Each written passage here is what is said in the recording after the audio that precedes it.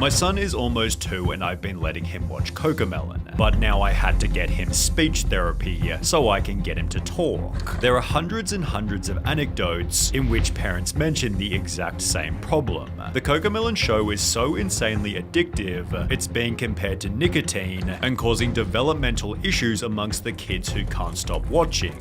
Children's TV expert Jerica Sands calls it the most damaging show a child can watch, explaining the sneaky ways in which they make the show addictive. Firstly, there's the colors. Take for example the wheels on the bus. The 3 main colors, blue, green and yellow, are all at maximum saturation, meaning they cannot be made any brighter no matter how hard you try. Extreme saturation is normally used for alerts and notifications, as it's exciting, dynamic and attracts attention, which is why it's also used in slot machines. Cocomelon puts these colors in perfect contrast, making them appear even more vibrant, which is different to, for example, Bluey, in which the colors instead blend together.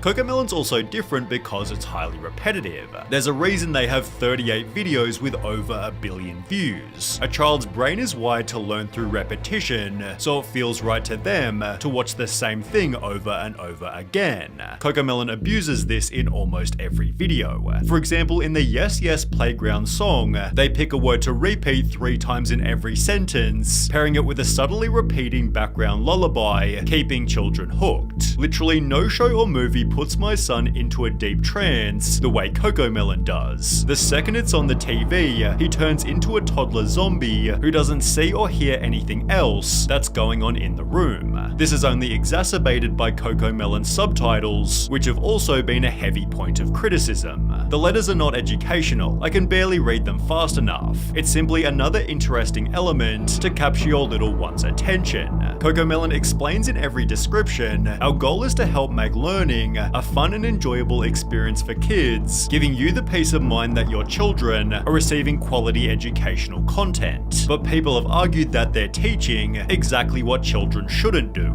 For example, in the No No Bedtime song, the baby refuses to brush his teeth, have a bath, put on pajamas or get in bed. The education is that he eventually agrees to do so, yet a TikTok user was critical, stating, anytime I'd ask my son to do a simple task, he'd say no, no, no. He's sitting there watching Cocomelon, which taught him no, no, no, and to say no to me. On the topic of education, Jerica Sands stated, these people don't give a shit about our children. They care about money. That's it. Your child's cognitive development in direct exchange for their wealth, and there's pretty good evidence supporting this. A New York Times journalist visited Cocomelon's studio, discovering their #1 focus is keeping children hooked. Cocomelon's data and analytics team sifts constantly through YouTube numbers to determine exactly what resonates. Should a girl wear black jeans or blue jeans? Should the music be louder or softer? Should the bus be yellow or red? Yellow is the answer, as they use a darker method to ensure that they're correct. Cocomelon has a dedicated Distractatron room in which once a month children are brought here one at a time and shown a handful of episodes to figure out exactly which parts of the shows are engaging and which are tuned out. Next to the TV playing Cocomelon, there's a second screen which plays a continuous loop of banal real-world scenes. A guy pouring a cup of coffee, someone getting a haircut, each lasting about 20 seconds. Whenever a youngster looks away from the Moonbug show to glimpse the Distractatron, a note is jotted down.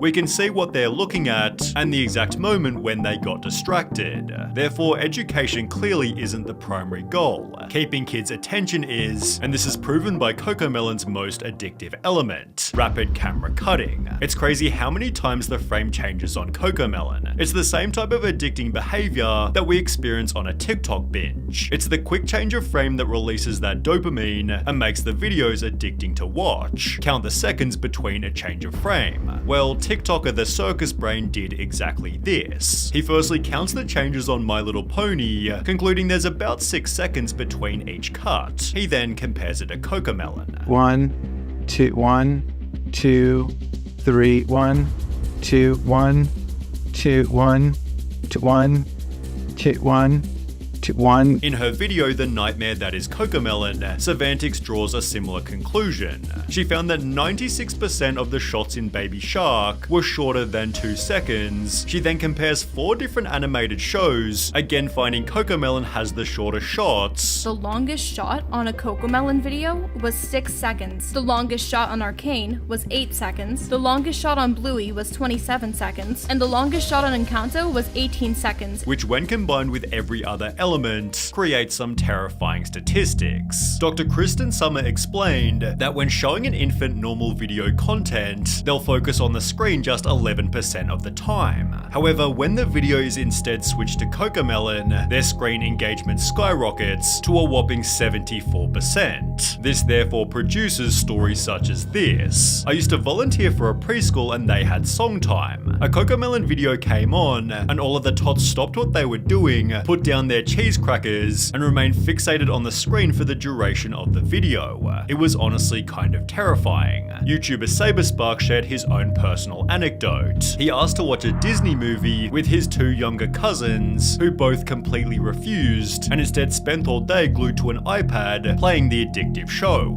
In Cocomelon Made My Kid a Zombie, a mother talks about her son. He would be in a daze while watching it. You could be waving your hand right in front of his face and he wouldn't move. It was almost scary. This was also discovered by Sarah Mills 98, who explained when the Cocomelon addiction is so real that my 1-year-old can navigate the TV to turn it on by himself. However, nothing shows the addiction better than the Cocomelon TikTok trend. Parents will play the show's intro loudly and video their kids sprinting toward the television, where you can witness their mood change instantly. The New York Times journalist found something similar. The kid in the Distractotron had shown up in the midst of a tantrum, which ended the second he heard the Cocomelon theme song. It was no surprise to Wheeler, the head of research. 99% of kids, he said, if they're having issues when they get here, once that Cocomelon song comes on, they're like, life is okay, all is good with the world. Obviously, there's a reason for this. Cocomelon is so hyper-stimulating that it actually acts as a drug, and what happens when you take the drug away. Young children experiencing symptoms of addiction and withdrawal, obviously leaving them completely dysregulated. TikTok user ThePoff1 filmed what happens when you take the show away, explaining he'll be inconsolable for at least 10 to 15 mins after,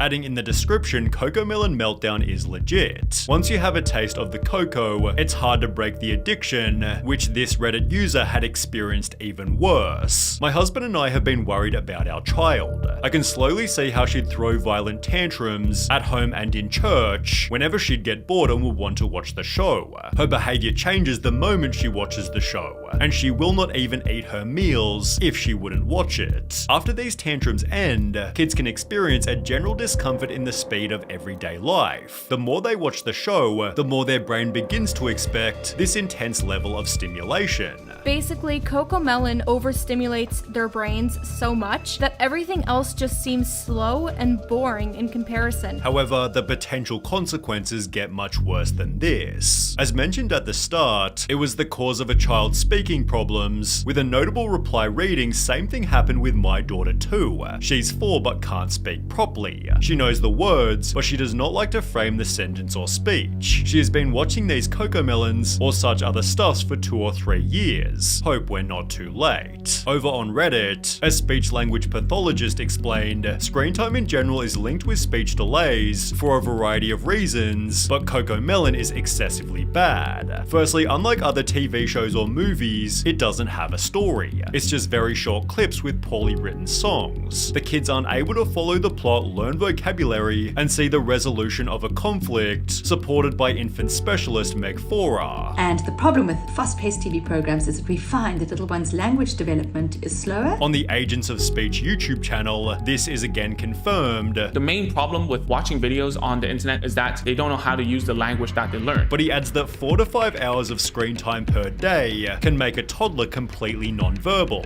4 to 5 hours is obviously a lot of time, but in Cocomelon Made My Kid a Zombie, researchers discovered that 5-year-olds who watch more than 2 hours of TV a day tended to have lower attention spans and were 7 1.7 times more likely to show symptoms of ADHD. These screen times might be even lower for Cocomelon specifically because, as explained by Jerica Sands, not all screen time is created equal. A child who just watched 30 minutes of Cocomelon and a child who just watched 30 minutes of Trash Truck will look like a very, very different child. Thankfully, here lies a simple solution. Sierra Renee explained my 2-year-old is speech delayed and addicted to Cocomelon. Switched to Miss Rachel 2 days ago and he's already saying more words and hasn't had any tantrums. Kim.it shared an almost identical anecdote. My 8-month-old was obsessed with Cocomelon and having bad tantrums, so I cancelled Cocomelon and only let her watch Miss Rachel, and she said her first word within the first 3 days of watching.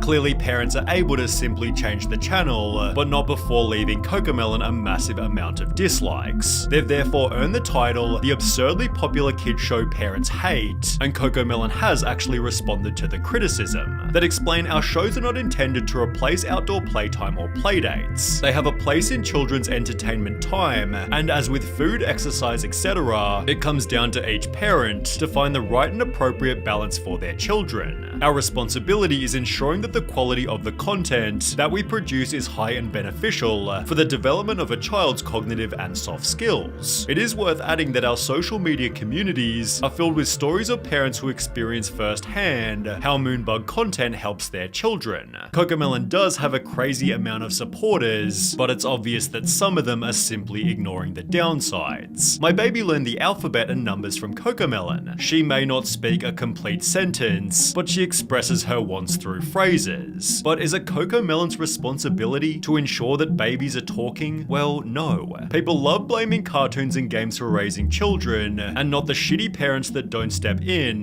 to stop them from watching so much. Cocomelon is actually a really sad symbol of parents giving their children tablets instead of actually parenting and interacting with them. Ultimately, parents are the people who choose how much their child consumes.